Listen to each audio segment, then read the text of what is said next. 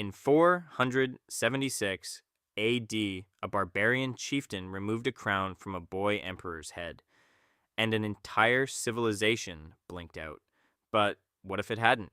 What if Rome had endured? Not just survived, but thrived, evolving, adapting, spreading its language, its law, its roads across a world we almost can't imagine. Tonight, we rewrite history, and what we find might shake everything you thought you knew about the modern world. Rome's greatest weakness wasn't its armies, it was its politics.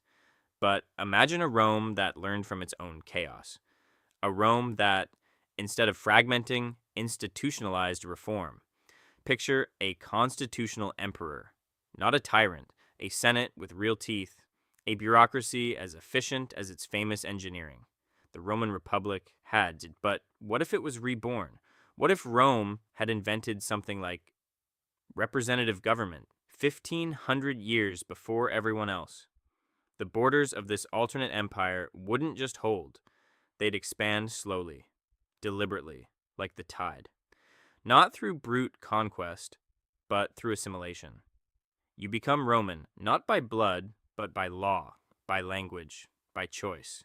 In this timeline, the word citizen carries weight that echoes across 1 billion people. Here's what historians almost never say out loud. Rome was on the edge of an industrial revolution. Their water mills, their concrete, their glass-blowing techniques, all of it pointed towards something bigger. Without collapse, without the Dark Ages, without centuries of knowledge burning in monastery fires, what happens?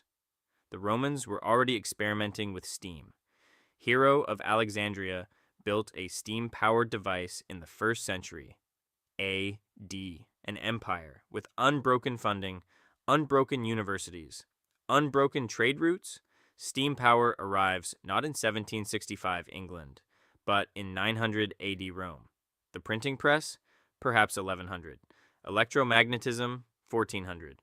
We would be conservatively 500 years ahead of where we are right now. Think about what that means. There may be colonies on Mars. There may be cures for diseases that kill millions today. Humanity's story, uninterrupted, is almost too beautiful to contemplate. But let's be honest. An eternal Rome isn't a paradise. It has a shadow side, and it's a long one. The Rome that survived would have shaped religion fundamentally. Christianity rose because Rome fell, or at least because Rome's grip loosened. In a unified, continuous empire, Christianity might have been absorbed, moderated, or suppressed entirely. Islam, which arose in the vacuum of a weakened Byzantine East, might never have spread beyond the Arabian Peninsula. The great cathedrals of Europe might never have been built. The Quran might have remained a regional text. Does that world have less war? Perhaps. Does it have more freedom? That's complicated.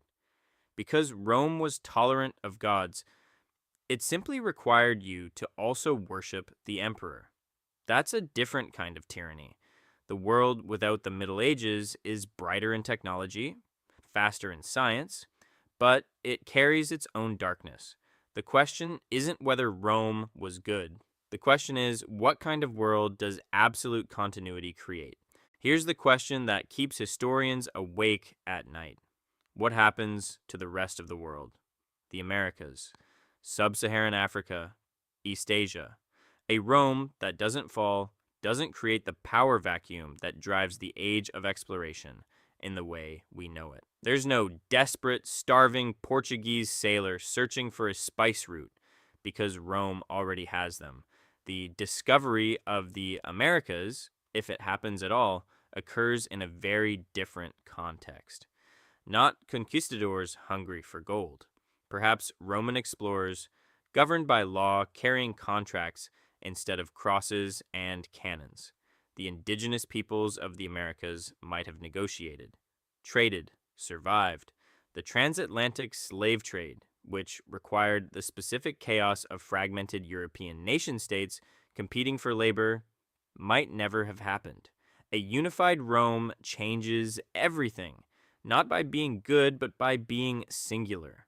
One law, one currency, one enormous, unavoidable center of gravity that pulls history in a completely different direction.